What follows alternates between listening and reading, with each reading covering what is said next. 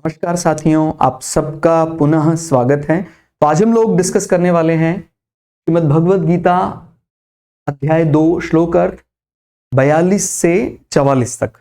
इससे पहले हम लोगों ने अध्याय 1 के सभी श्लोक और अध्याय 2 के 41 श्लोकों का अर्थ दोनों ही चैनल सनत वाजपेयी और श्रद्धा एस्ट्रो ज्योतिष में अपलोड कर दिए हैं। कोई भी व्यक्ति भगवद गीता के अलग अलग श्लोकों का अर्थ समझना चाहता है, आप किसी भी चैनल में जाकर भगवद गीता प्लेलिस्ट को सिलसिलेवार ढंग से पूरा देख सकते हैं। तो आज के ये श्लोक हमें क्या बताते हैं, किस प्रकार की बात रखते हैं।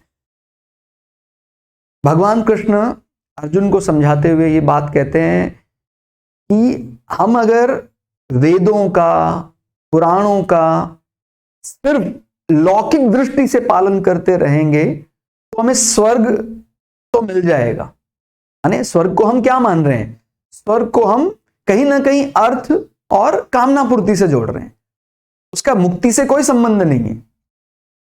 बहुत अच्छे अच्छे लोग बहुत अच्छा अच्छा वक्तव्य करते हैं, दूसरे को समझाने में लगे रहते हैं। ध्यान रखना है, धर्म समझने का विषय, समझाने का नहीं। तो यहां पर यही वाक्य समझ में आएगा जो हमने बोला है कि सिर्फ वेदों के ज्ञाता, मतलब वेदों के ज्ञाता तो हैं वो, लेकिन अगर उन्होंने वेद मंत्रों या पौराणिक या औपनिषदिक जो वाक्य हैं उनको लौकिक प्राप्ति या स्वर्ग प्राप्ति तक ही सीमित रखा है, तो उन्होंने वास्तव में वो मर्म नहीं जाना जिससे वो मुक्त हो सकता है।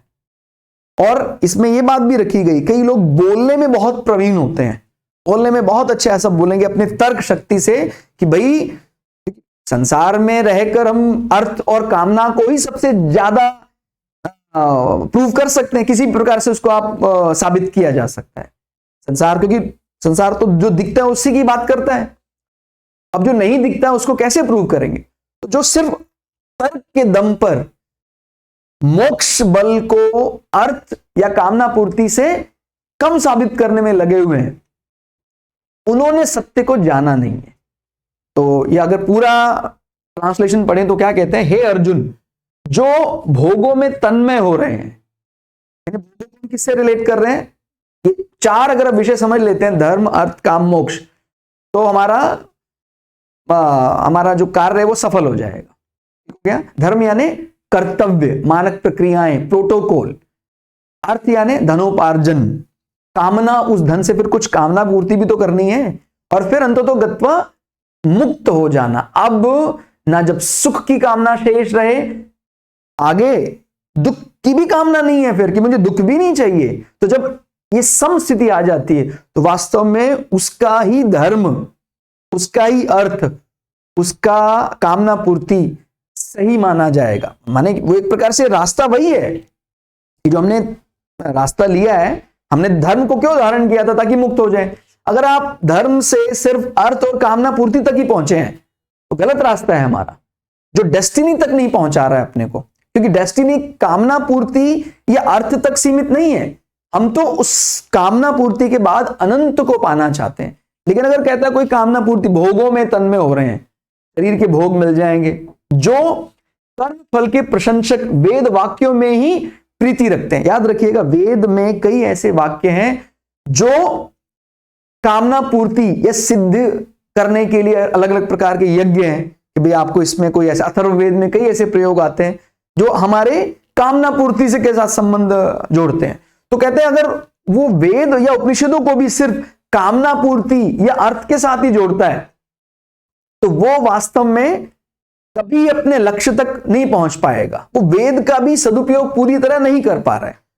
वेद में अर्थ कामना पूर्ति भी है, लेकिन खाली उसमें वही नहीं है, उसमें फाइनल तो सबका वही लक्ष्य है, मुक्त होने के लिए हमने पढ़ा था। अब पता लगा मुक्ति तो हमने पढ़ा ही नहीं, कंसेप्ट जो वो श्लोक थे जो हमें मुक्त कर सकते थे, हमने सिर्फ वेद वाक्यों को वहीं तक सीमित कर लिया जो हमारी अर्थ और कामना पूर्ति तक सीमित थे। तो प्रीति रखते हैं जिनकी बुद्धि में स्वर्ग ही परम प्राप्य वस्तु है। उनकी, अगर किसी ने ऐसा मान लिया भी स्वर्ग से ऊपर तो कुछ है ही नहीं यार, सदा के लिए शरीर बढ़िया जवान रहेगा, शरीर में कोई ऐसा दोष नहीं आएगा, माने ये स्वर्ग की कल्पना की जाती। अगर यहां पर भी हम सिर्फ यहीं तक सीमित रहे कि हमारा शरीर सदा युवा दिखे, देखिए अगर ईश्वरीय आशीर्वाद से अपने आप ही ऐसा होता है तो कोई बुराई नहीं, लेकिन हम पूरे दिन उसी के प्रयास में लगे रहे कि मेरा शरीर युवा दिखता क्यों नहीं है, उसी में लगे रहते हैं। इसका मतलब क्योंकि हम जानते हैं वो तो अटल सत्य है, जिस दिन हम पैदा उसी दिन ये बात डिक्लेयर कर दी गई थी कि भाई जो पैदा हुआ उसकी मृत्यु निश्चित है। हाँ वो इतना हो सकता है कि कोई 50 साल में है, कोई 80 साल में, कोई 100 साल में है, लेकिन मृत्यु तो अटल सत्य है। लेकिन वो मृत्यु के नजदीक जा रहा है तो उसके बाद अपने आप को छुपाने का प्रयास करता है, वो और मुझे ज्यादा भोग मिले। और स्वर्ग की भी एक सीमा है, स्वर्ग भी ऐसा नहीं है अनंत काल तक भोग सकता है कि अनंत काल तक स्वर्ग में ही रहा। जब हमारे पुण्य खत्म हो जाते हैं तो फिर हमें वापस से निचले लोकों में आना पड़ता है। लेकिन जो भगवान अभी अर्जुन को समझाना चाहते हैं कि जो अगर आप उसका जरा सा भी समझ कर पाए, इनसे पहले श्लोकों में हमने पढ़ा था कि अगर उस मुक्त भावना या उस समबुद्धि का थोड़ा सा भी हम समझ रख लेते हैं तो फिर हमारा जो जीवन है, हमारा जो मनुष्य शरीर है, वो लेना सार्थक हो जाता है।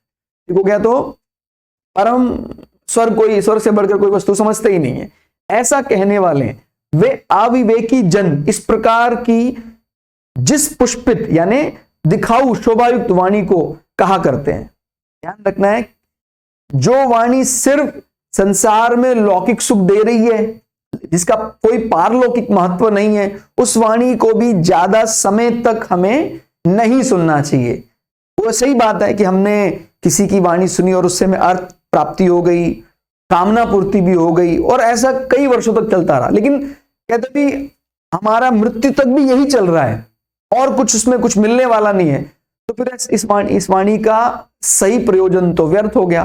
क्योंकि प्रयोजन क्या है, कार्य कब सिद्ध होता है, जब हमें धर्म से मोक्ष मिल जाता, बीच वाले फेज भी कवर होकर, लेकिन वो वहां तक तो जा ही नहीं पाएगी। तो जो कि जन्म रूप कर्म फल देने वाली, माने जो भी हमने चाहे मंत्र उच्चारण की बात की, चाहे वेद पुराणों के उस अर्थ को समझने की बात की, कहते अगर हमने खाली उन्हीं वेद वाक्यों को चुना, उन्हीं उपनिषदिक बातों को चुना जो सिर्फ संसार तक सीमित है, स्वर्ग कामना पूर्ति तक सीमित है, तो उस वाणी का कोई महत्व नहीं कहा। इसमें यह बात भी बड़ी अच्छी है कि कामना पूर्ति भी हो रही है और उसका दोष भी नहीं लग रहा है। कब? जब हम साथ साथ उन श्लोकों को भी उनको भी सुनते हैं जो हमें मुक्ति की बात बताते हैं। भाई जैसे हम राजा जनक को राज ऋषि मानते हैं, तो उनके राज में कोई कमी नहीं थी, सब धन संपदा वैभव पूरा था, लेकिन उनको विदेह कहा जाता है। विदेह यानी हम पूरा कर्तव्य परायण होकर कार्य करते हैं, लेकिन अगर उसका फल हमें प्रारब्धवश नहीं मिलता तो हम कोई ऐसा मन में ऐसा नहीं पालते हैं कि भाई वो क्यों नहीं मिला ऐसा। तो उनको ना पाप लगता है ना उनको पुण्य मिलेगा, तो अच्छा ही है ना। पुण्य लेकर अब करना क्या है, क्योंकि पुण्य ले लेंगे तो फिर उसका भोग होगा और भोग होने के बाद खत्म हो जाएगा फिर वापस। लेकिन अगर हम पाप और पुण्य इस भावना से मुक्त होकर कोई कार्य करने लगते हैं तो अनंत फल देता है। अनंत माने जो हमें 1-2 वर्ष नहीं, अनंत काल तक तृप्त रख सकता है।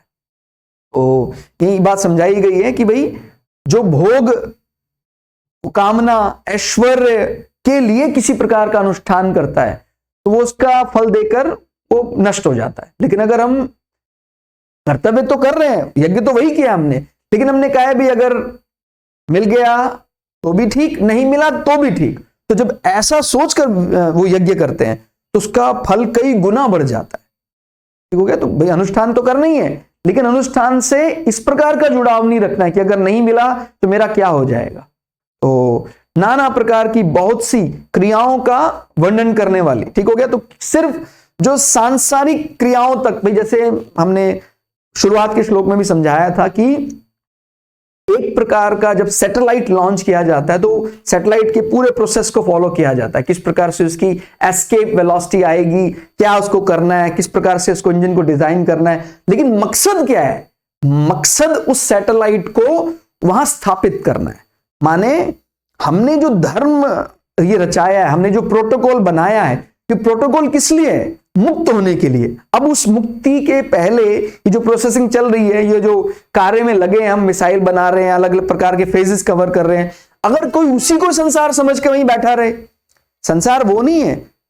फाइनली उस जो मिसाइल लॉन्च हो रही है वो सैटेलाइट नहीं है, सैटेलाइट तो उसके अंदर एक पार्ट है जो वहां पर जाके स्थापित हो जाता है। इसी प्रकार से हम जो मानक प्रक्रियाएं फॉलो कर रहे हैं उसके बीच में हमें अर्थ मिलता है, हमें कामना पूर्ति भी हो जाती है, लेकिन हमारा मकसद अर्थ और कामना पूर्ति नहीं है। हमारा मकसद मुक्त होना है, हमारा मकसद वो पाना है जिसका सुख कभी भी खत्म नहीं हो सकता है। लेकिन बीच में जो लेवल आए थे अर्थ और कामना पूर्ति, अगर इन्हीं को हम अपना मकसद मानकर वहीं रुके रहे तो कभी भी क्या सैटेलाइट अपनी कक्षा में स्थापित हो पाएगा?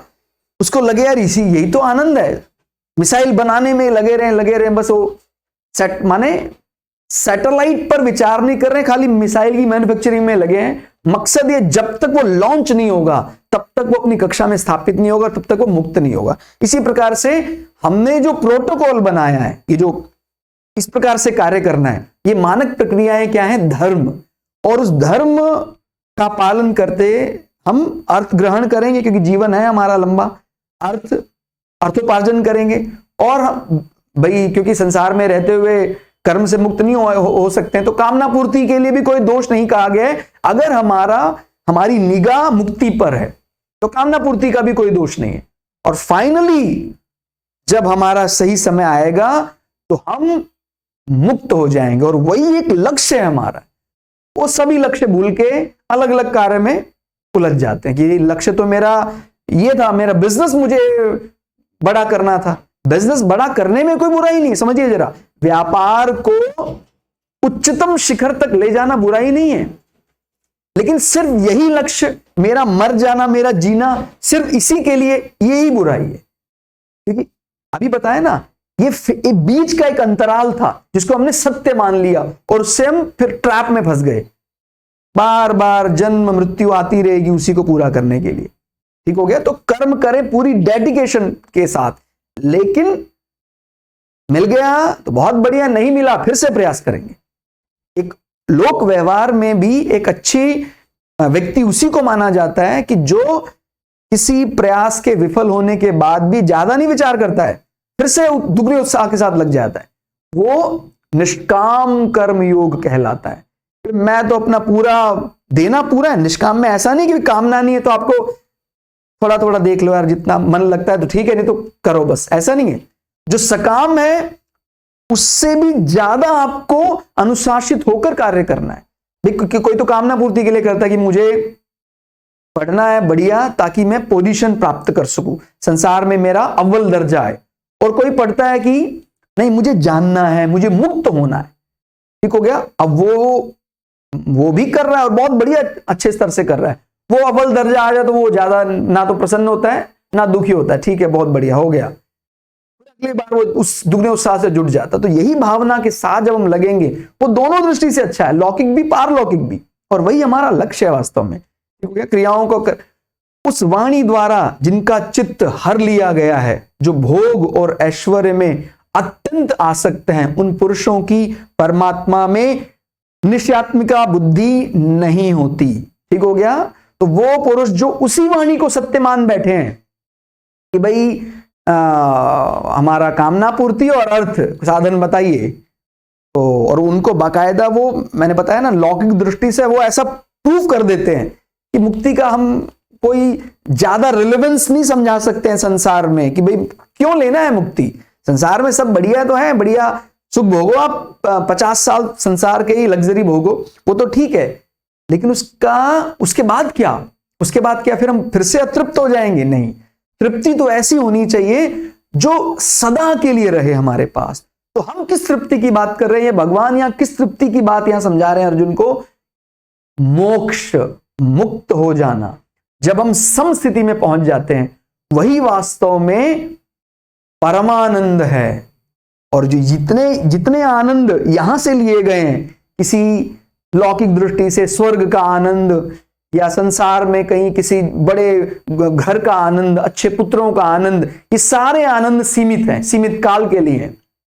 लेकिन जो आनंद मुक्ति का आनंद है, परमात्मा के साथ मिलन का आनंद है, वो सदा रहेगा। और वो सबको करना ही है, ऐसा नहीं कि उसमें कोई एक्सेप्शनल केस है, हम सब उसी की तलाश में है। लेकिन कोई जल्दी समझ जाता है, कोई लेट से समझता है। मैं किसको ढूंढ रहा हूं, मैं किससे सबसे ज्यादा प्रेम करता हूं? कहता सर मैं उससे प्रेम करता हूं, मैं उससे, वो सब गलत है, अनर्गल तर्क है। मैं सबसे ज्यादा प्रेम अपने आप से करता हूं, यही सत्य है।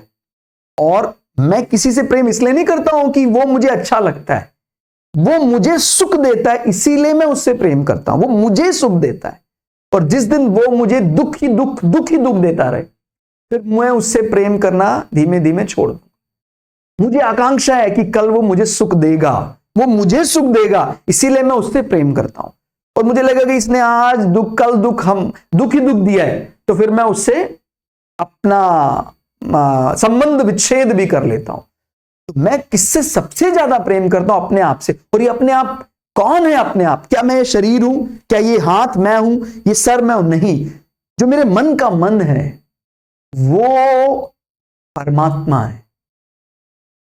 जो जीवात्मा है वो परमात्मा से अलग नहीं है। मैं उसी की तलाश में हूं और मुझे उसी से मिलना है, और उसी से मैं परमानंद को प्राप्त कर सकता हूं। तो बाकी जितनी विद्याएं यहां बताई गई हैं अलग अलग प्रकार से, चाहे वेदों में बताई हैं, चाहे पुराणों में बताई हैं, वेदों में ईश्वर से मिलने का तरीका भी बताया, लेकिन वेदों में जिन्होंने बताया कि उसके अर्थ, अथर्ववेद के कई श्लोकों में लोक प्राप्ति, स्वर्ग के साधन, वो सब भी बताए गए। तो खाली उन्हीं को सत्य मान लेना, उन्हीं तक सीमित रहना, वो व्यक्ति कभी भी मुक्त नहीं हो सकता है। ठीक हो गया? यानी उसकी जो बुद्धि है, बुद्धि नहीं है उसकी, निश्चय, यानी एक निश्चय वाली बुद्धि ऐसे व्यक्ति की नहीं है। तो अपने को अगर एक निश्चय वाली या वो चीज हासिल करनी है जो हमें परमानंद दे सकती है, तो हमें उस विद्या का पठन पाठन करना चाहिए जो हमें धर्म से मोक्ष की प्राप्ति कराए, जो हमें सम कर दे, हमें जो विजय, पराजय, हानि, लाभ, इन सब के द्वंद्वों से मुक्त कर दे। तो आज के श्लोक अर्थ में फिलहाल इतना ही। क्लास आपको कैसी लगी कमेंट करके जरूर बताइएगा। मिलते हैं अगली क्लास में, तब तक के लिए जय श्री भगु पराशरा, जय श्री शुक्राचार्य, नमस्कार।